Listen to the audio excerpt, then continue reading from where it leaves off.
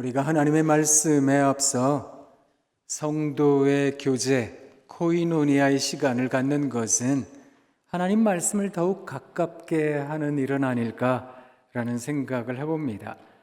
그래서 우리 이 시간 같이 인사하길 원합니다. 어떻게 인사하시는가 하면 사랑합니다 라고 인사하시는 겁니다. 우리 같이 인사하겠습니다. 여러분 사랑합니다. 사랑합니다. 사랑합니다. 자, 조금 민망하실 테지만 용기를 가지셔야 됩니다. 두 눈을 크고 동그랗게 뜨고 우리 옆에 있는 하구들을 바라보며 감탄하도록 하겠습니다. 우와! 이야! 우와!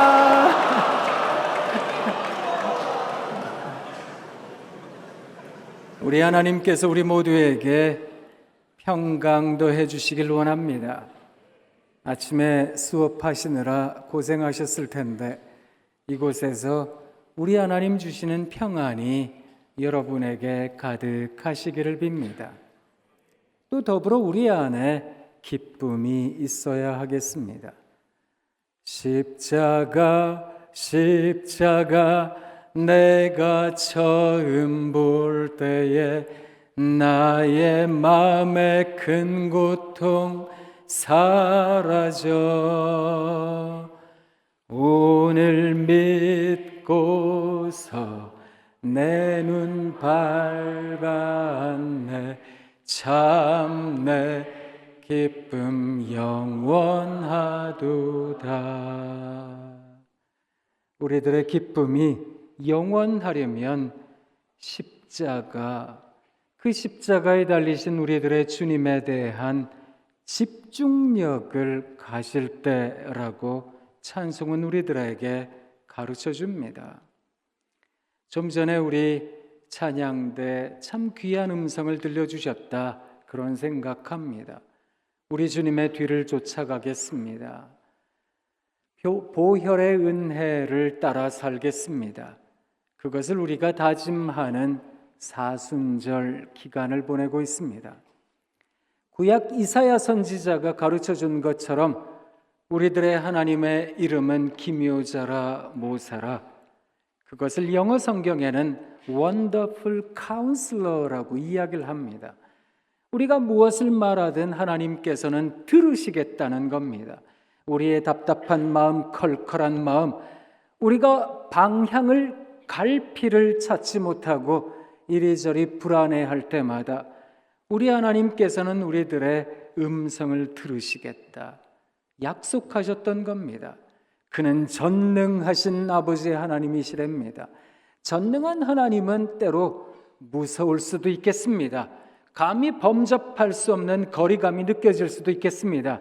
그런데 그 하나님께서 영존하시는 아버지라고, 평강의 왕이라고 성경은 우리들에게 가르쳐 줍니다. 그런데 그 평강의 왕인 우리들의 하나님 예수 그리스도, 그는 근본 하나님과 본체셨지만 그 자리에 있으시려고 생각하셨던 것이 아니라 이 땅에 내려오셨답니다. 종의 형체를 가지셨답니다. 우리와 같이 되셨답니다. 우리들이 믿는 하나님, 그는 십자가에 달린 우리들의 하나님.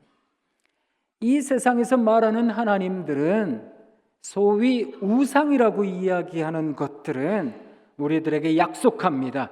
자녀를 많이 낳게 해주겠다, 돈도 많이 벌게 해주겠다, 높은 자리에 명성을 그리고 이름을 뛰어나게 해주겠다 약속합니다.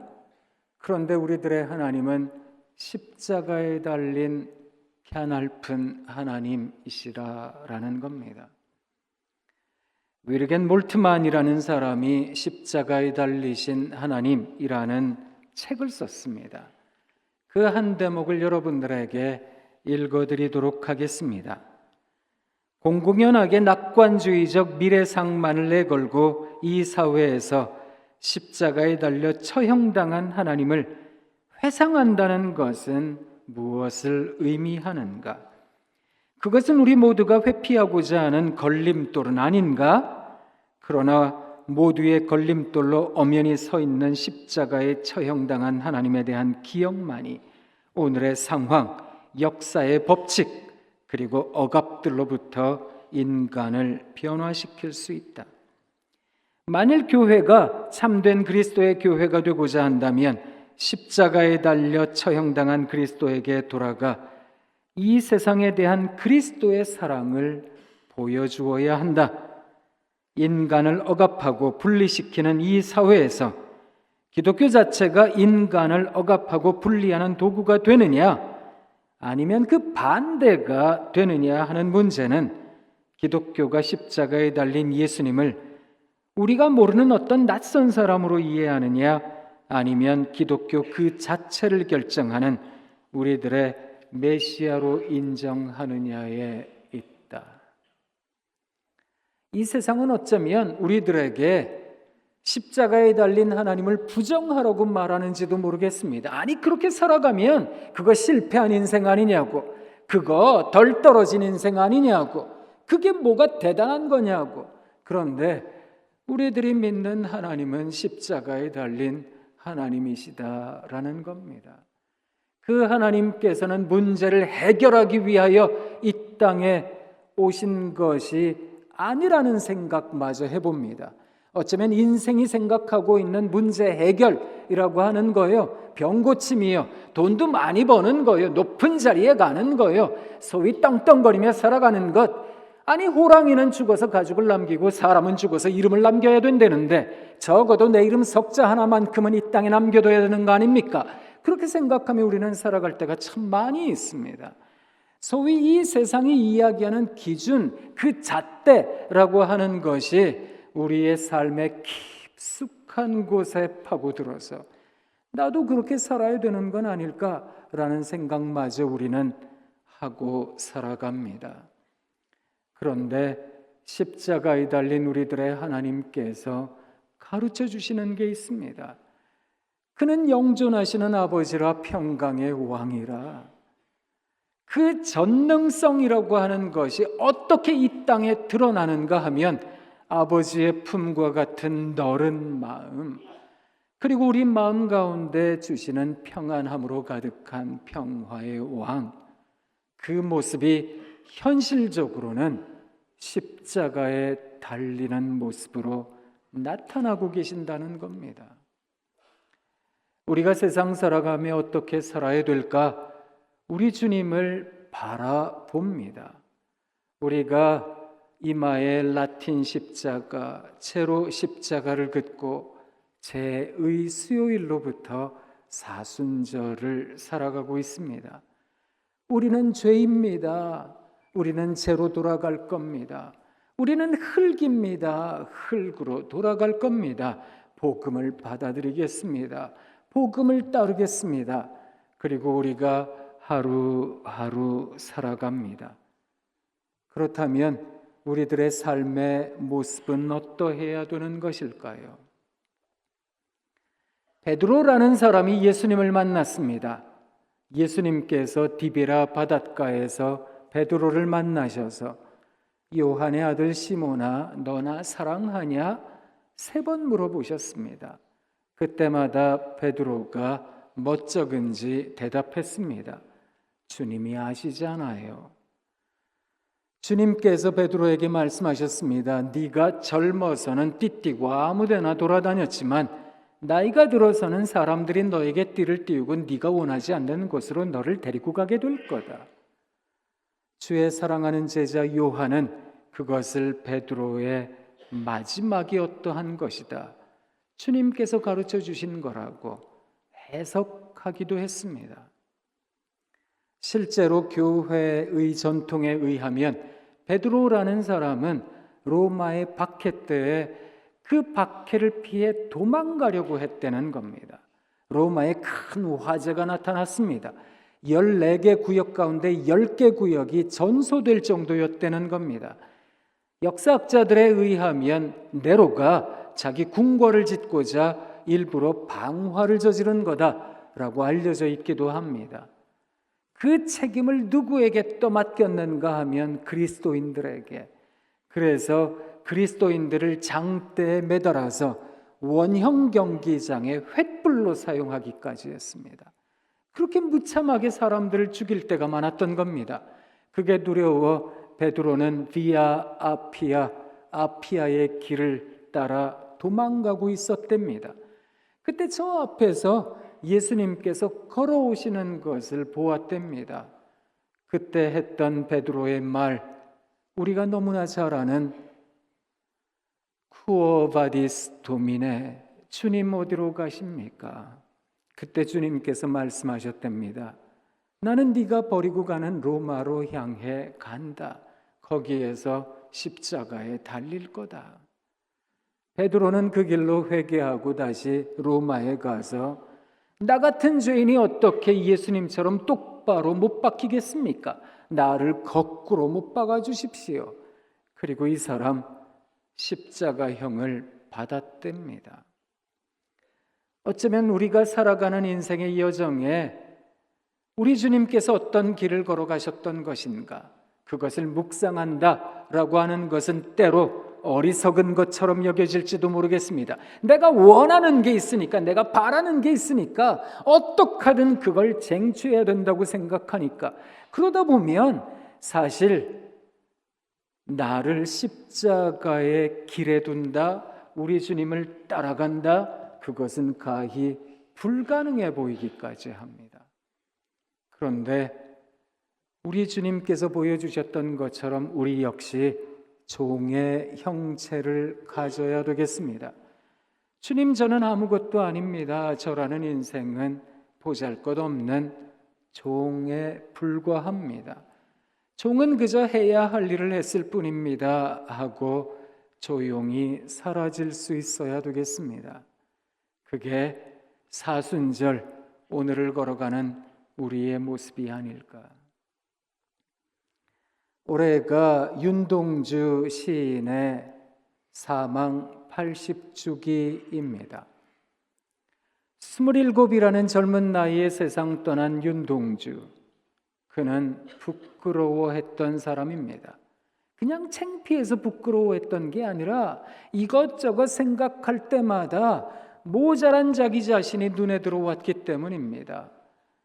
아니, 자식으로 태어났는데 북간도 저 만주 땅에 계시는 어머니, 그 어머니 봉양하지 못한다는 부끄러움이 있었습니다. 조선 사람인데 나라 독립을 위해서 조금 더 노력하지 못했습니다라는 부끄러움이 있었습니다. 예수 믿는 사람인데 좀 더 진실한, 진솔한, 순전한 그리스도인 되질 못했습니다라는 부끄러움이 있었습니다. 그래서 그의 시에는 곳곳에 부끄러움이라는 단어가 등장하기도 합니다.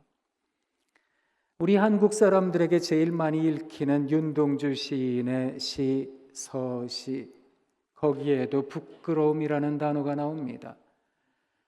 죽는 날까지 하늘을 우러러 한 점 부끄러움 없기를, 한 점 부끄러움 없기를. 잎새이는 바람에도 나는 괴로워했다. 별을 노래하는 마음으로 모든 죽어가는 것들을 사랑해야지. 그리고 나한테 주어진 길을 걸어가야겠다. 오늘 밤에도 별이 바람에 스치운다.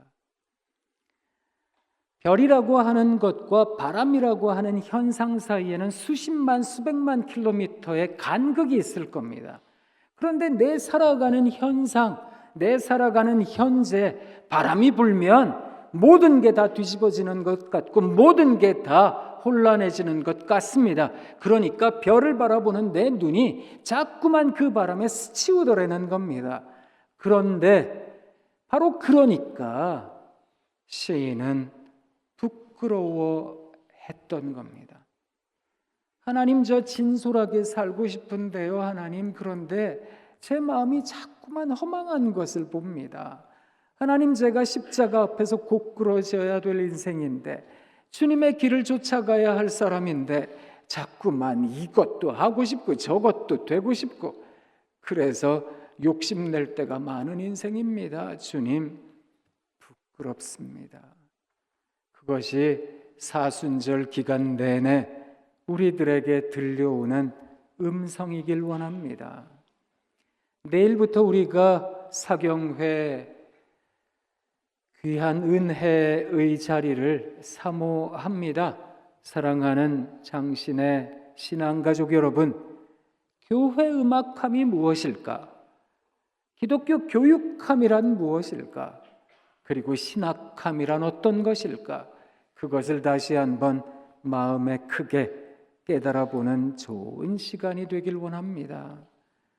그래서 우리 주님 걸어가신 그 길을 바라보며 그저 날마다 자신을 복종케 하며 그는 카운슬러로, 상담자로 우리들의 마음을 들어주시려고 오셨고 전능하신 하나님의 모습을 가지고 계셨지만 영존하는 아버지의 모습으로 평화의 왕으로 오신 우리 주님 바라보며 나를 또 한 번 더 깨트리고 또 한 번 더 깨트리며 살아갈 줄 아는 우리가 되길 원합니다.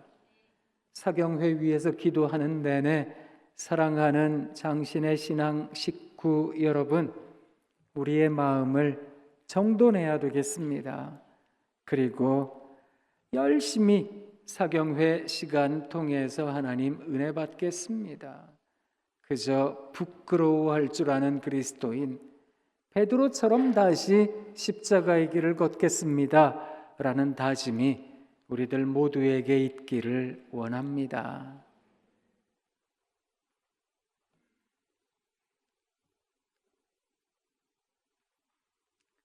설교 끝났는데요, 그냥 한번 보고 싶어서 쳐다봤습니다. 하나님께서 여러분 잘해 주실 거라 믿습니다. 사랑합니다. 사랑합니다. 우와! 이야!